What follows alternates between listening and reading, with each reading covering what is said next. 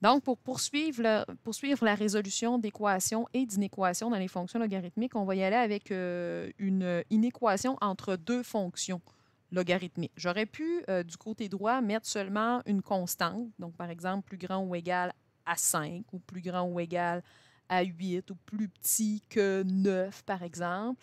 À ce moment-là, je vais faire la résolution d'équations, comme on l'a fait dans la vidéo précédente. Par exemple, en trouvant le zéro, là, donc c'est le même principe. Puis je vais utiliser mon esquisse graphique pour ensuite aller déterminer mon intervalle. C'est la façon qui sera la plus sûre et la plus simple aussi.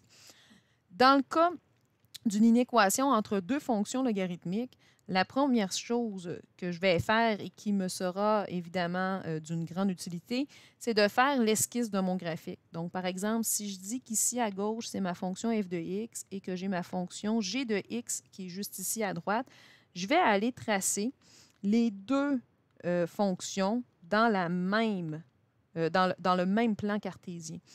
Alors, je me fais. Puis quand on dit une esquisse, je n'ai pas besoin d'avoir de points précis. Le but, c'est juste de savoir un peu à quoi ça ressemblerait. Fait que, par exemple, si j'y vais avec la première f de x, son asymptote est à moins 5. Alors, je pourrais venir placer ici une asymptote à x égale moins 5. Ma base est un nombre plus grand que 1. Mon a et mon b sont positifs, ce qui veut dire qu'elle est à droite et croissante. Fait que ma fonction serait comme ça. Ça, c'est la fonction f de x. Si j'y vais avec la fonction g de x, cette fois-là, son asymptote est à 3. Alors, je vais venir placer son asymptote ici, x égale 3. Et ensuite, je vais regarder un peu comme je l'ai fait tout à l'heure, ma base, mon a, mon b. Alors, ma base, c'est la même que tout à l'heure, fait qu'elle est plus grande que 1. Mon a est négatif, mais mon b est positif, ce qui veut dire qu'elle sera à droite et décroissante. Donc, j'aurai cette fonction-là qui sera comme ça, décroissante. Et là, on se rend compte qu'effectivement, il va y avoir un point de rencontre entre mes deux droites à un certain moment. Ce sera le moment où la fonction f de x deviendra plus grande que la fonction g de x. Alors, je vais devoir trouver quelle est cette valeur de x ici pour laquelle f devient, f est égal à g, mais aussi va devenir plus grande que G, puisque G sera ici en vert en dessous et que ma F en noir sera au-dessus. Fait que finalement, mon intervalle, ce sera de la valeur de X, et là, on va le faire inclus parce que c'était plus grand ou égal. Fait que pour ce qui est de mon intervalle, là, je serai de X à plus l'infini. Bien là, il faut que je trouve c'est quoi mon X. Fait que la deuxième étape que je vais faire, c'est que je vais réunir les logs d'un côté. Donc, les logs d'un côté et les constantes de l'autre. Donc, je m'arrange pour que ce soit égal à des constantes. Là, j'ai mis constantes au pluriel, mais on va les simplifier de toute façon. Une fois que ce sera fait, donc je vais amener mon log de ce côté à gauche, ensuite prendre le plus 4, l'envoyer en moins 4 de l'autre côté. Une fois que ce sera fait, je vais simplifier avec les lois des logs. Oups, c'est pas ça que je voulais, excusez. Voyons. Un truc qui ne suit plus. OK. Donc, je vais simplifier par les lois des logs le plus possible.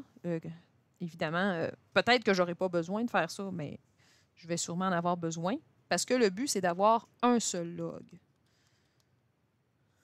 Un seul log avec son argument.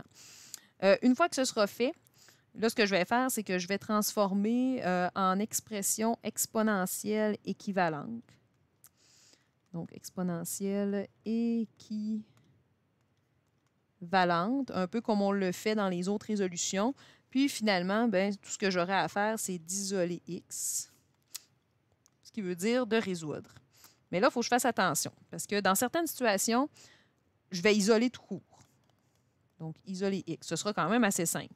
Mais des fois, je n'aurai pas le choix d'utiliser, par exemple, la formule quadratique, dépendamment de la situation, d'utiliser encore les proportions pour faire ma résolution. Fait que ça se peut que j'ai besoin de prendre différents moyens. Donc là, ce qu'on va faire, c'est qu'on va la faire, la résolution d'équation, parce que même si c'était un plus grand ou égal, là, on le fait en égalité.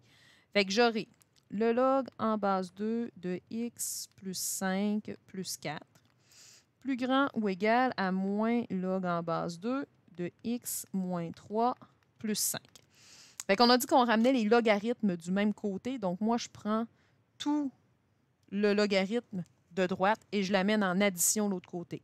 Fait que j'aurai log en base 2 de x plus 5 plus le log en base 2 de x moins 3. Parce que comme il était négatif ici, là, il était en soustraction, bien, il devient plus l'autre côté. Après ça, je vais prendre mon plus 4 puis je l'envoie à droite. Donc, 5 moins 4. OK?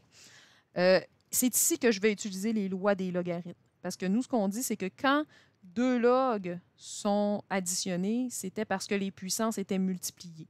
Fait que j'aurai ici le log en base 2 de x plus 5 fois x moins 3.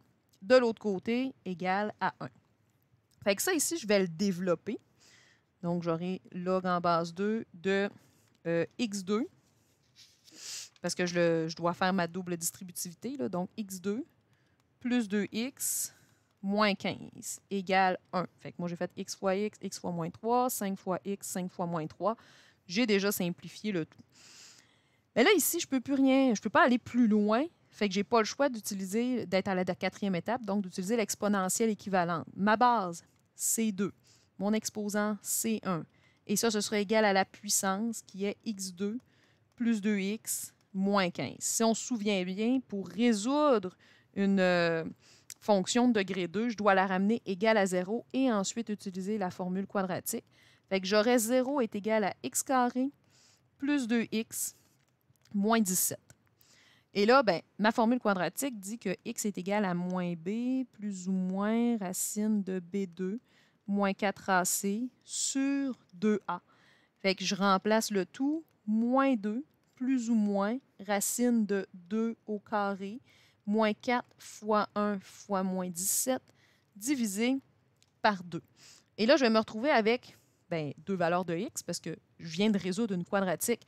Mais si on se rappelle, moi, dans mon graphique juste en haut, je n'avais pas deux points possibles. J'en avais juste un. Fait qu'il va falloir que j'analyse la situation et que je choisisse le bon x. Fait qu'ici, si je viens faire le calcul, mon x1 serait moins 2 moins racine de 72 sur 2. Et mon x2 serait moins 2 plus racine de 72 sur 2. Si je reviens dans mon graphique rapidement, on se rend compte que la valeur supposée doit être positive.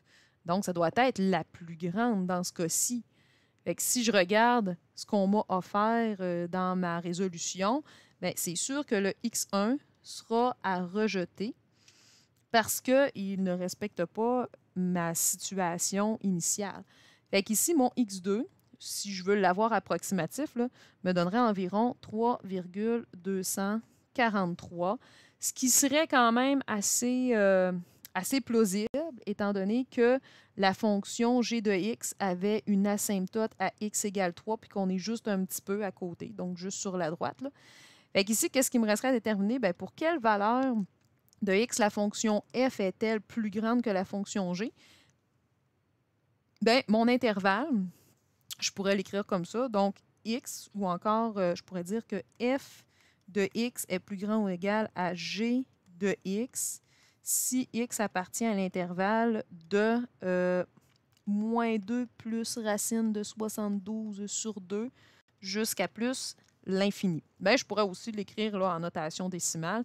Puis aussi, dépendamment du contexte, peut-être que je vais devoir analyser un peu plus là, mon intervalle également.